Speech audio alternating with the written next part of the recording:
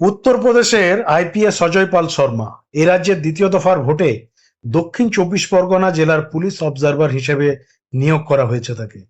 দক্ষিণ চব্বিশ পরগনা মানে বুঝতেই পারছেন, ভাইপো অর্থাৎ মুখ্যমন্ত্রীর খুব কাছে তৃণমূলের সেকেন্ড হ্যান্ড কমান অভিষেক বন্দ্যোপাধ্যায়ের জেলা। আর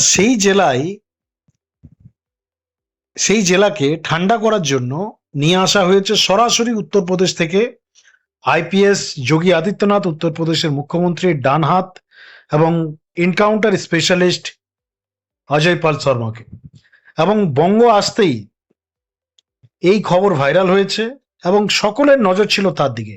এবং আজকে একটা ভিডিও বন্ধুরা ভাইরাল হয়েছে, সেই ভিডিওতে দেখা যাচ্ছে আইপিএস অজয় পাল শর্মা, যাকে উত্তরপ্রদেশের দবং বলা হয়। বন্ধুরা, ঘটনা হচ্ছে সোমবার সকালবেলার। ফলতার তৃণমূল প্রার্থী জাহাঙ্গীর খানের নামে অভিযোগ উঠেছে, একাধিক এলিগেশন, যে তিনি এবং তার লোকেরা নাকি ভোটারদের ভয় দেখাচ্ছেন, ভোট দিতে যেতে বারণ করছেন এবং জোর করে ভোটার কার্ড হাতিয়ে নিচ্ছেন। নির্বাচন কমিশনের কাছে এই অভিযোগ যায়, আর এই অভিযোগ যাওয়ার পরে কড়া অ্যাকশন নেই নির্বাচন কমিশন। ঠিক সকাল 10টা নাগাদ জাহাঙ্গীরের যে বাড়ি, সেই বাড়িতে পৌঁছায় পুলিশ এবং কেন্দ্রীয় বাহিনী। অভিযানের নেতৃত্ব দিচ্ছিলেন দক্ষিণ চব্বিশ পরগনা জেলার পুলিশ পর্যবেক্ষক আইপিএস অজয় পাল শর্মা। এদিন বাড়িতে যাওয়া পরেই সেখানে খুঁজে পাওয়া যায়নি জাহাঙ্গীর খানকে, তিনি কোথায় সেটাও জানা যায়নি। এরপরেই আইপিএস অজয় পাল শর্মাকে বলতে শোনা গিয়েছে ওই ভিডিওতে যে আশেপাশে যত লোক আছেন ভালোভাবে শুনে নিন, কেউ কোনো বদমাইশি করলে ভালো করে দাওয়াই দেওয়া হবে। যদি কোথাও থেকে খবর আসে যে কেউ কোনো বদমাইশি করছে, কাউকে ভয় দেখাচ্ছে, তাহলে ভালো মতো ব্যবস্থা নেওয়া হবে। আর এখানে জাহাঙ্গীরের বাড়ির লোকেরাও আছেন, ওকে ভালোভাবে বুঝিয়ে দেবেন।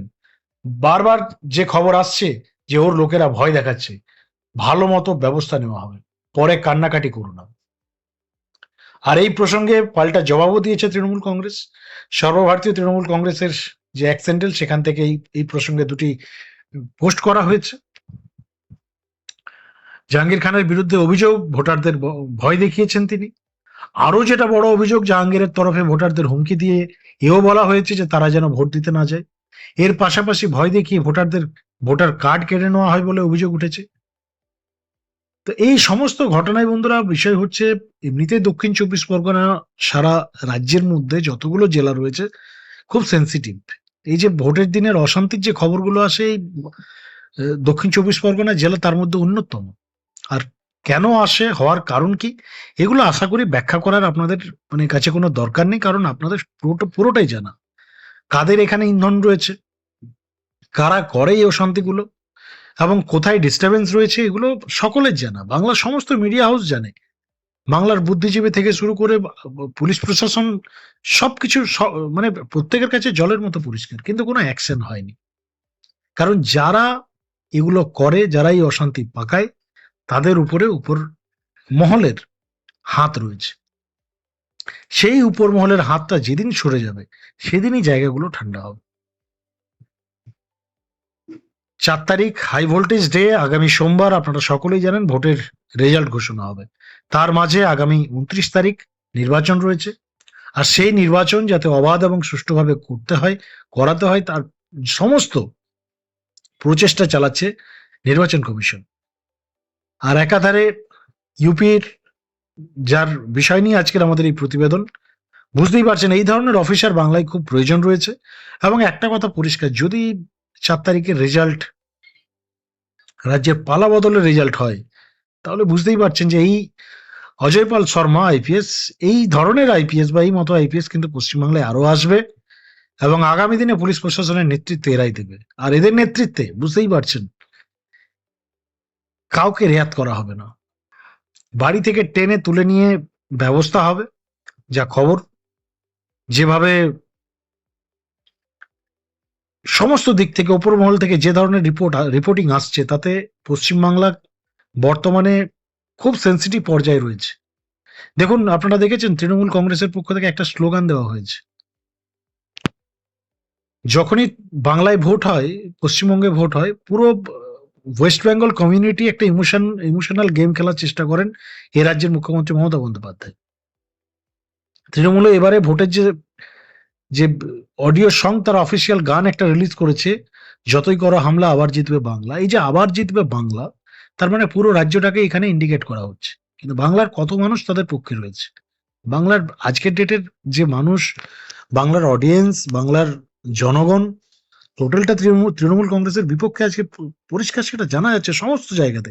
আপনি যেখানে যাবেন, ট্রামে, বাসে, পাড়ার মোড়ে, social media, print media, television মিডিয়ার কমেন্ট সেকশন গুলো ফলো করুন।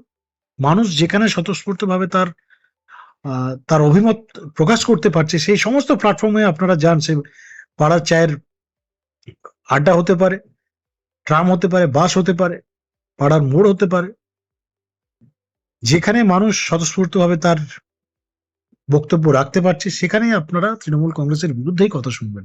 পক্ষে কথা বলা হয়তো 10-এর মধ্যে 2 থাকবে, 8 জন হয়তো বিপক্ষেই কথা বলবে। তার কারণ মানুষের কাছ থেকে এই দলটা টোটালি সরে গেছে, আর এটা দলের উপর মহলও জানে। আজকে ক্ষমতাটা ধরে রাখতে চাইছে, ছবি চেঞ্জ করার আপ্রাণ চেষ্টা চলছে তৃণমূল কংগ্রেসের মধ্যে। কিন্তু যেটা হয়ে গেছে 15 বছর, যেভাবে তারা রাজ করেছে পশ্চিমবাংলায়, যে ঘটনা ঘটেছে, এগুলোকে তো দেখুন, ইতিহাস তো আপনি চেঞ্জ করতে পারবেন না। শিক্ষামন্ত্রী জেল কেটেছে, 26,000 চাকরি বাতিল হয়েছে, শিক্ষামন্ত্রীর বাড়িতে কোটি কোটি টাকা উদ্ধার হয়েছে, আরজি করের ঘটনা, সন্দেশখালীর ঘটনা, এগুলো তো আপনি ক্লিয়ার করার কোনো অপশন নেই। সারদা কাণ্ড, নারদা স্ট্রিং অপারেশন, একাধিক ঘটনা ঘটেছে পশ্চিমবাংলায়, এগুলোকে আপনি কোনোভাবেই চেঞ্জ করা পসিবল নয়। তো এই জায়গা থেকে আজকে যা আবহাওয়া, যে অ্যাটমসফিয়ার, তাতে চেঞ্জ, পলিটিক্যাল পরিবর্তন শুধুমাত্র সময়ের অপেক্ষা, যা বলছে পলিটিক্যাল এক্সপার্টরা। আর আমরাও কিন্তু সেই ধরনের রিভিউজ পাচ্ছি।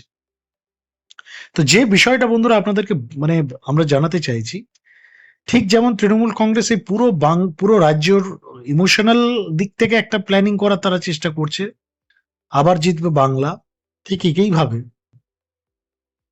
পশ্চিমবাংলার যে অবস্থা, পশ্চিমবাংলার যে সিচুয়েশন, এই সিচুয়েশন যদি কন্ট্রোল না হয়, ল অ্যান্ড অর্ডার যদি চেঞ্জ না হয়, দুষ্কৃতীরা এখানে যেভাবে বাড়াবাড়ি করছে, যে ল অ্যান্ড অর্ডার এতটাই ড্যামেজে চলে গেছে পশ্চিমবাংলায়, এটা যদি চলতেই থাকে আর এটা যদি পরিবর্তন না হয়, তাহলে কিন্তু ভারত হেরে যাবে, দেশ হারবে। আজকে প্রধানমন্ত্রীও সেই কথাই বলেছে, যে এবার ভারত জিতবে। আপনাদের এই বিষয় নিয়ে কি প্রতিক্রিয়া, অবশ্যই লিখে জানাবেন কমেন্ট সেকশনে। কারণ আপনারা এই পুরো ঘটনা, পশ্চিমবাংলার নির্বাচন এবং আগামী দিনে আপনাদের কি মনে হয়, আপনাদের প্রেডিকশন কি পশ্চিমবাংলার 4 তারিখের রেজাল্ট নিয়ে, পরিবর্তন নিয়ে, লিখে জানান আমাদের কমেন্ট সেকশনে। এবং চ্যানেলে নতুন থাকলে অবশ্যই সাবস্ক্রাইব করে রাখুন আমাদের পরবর্তী খবরের জন্য।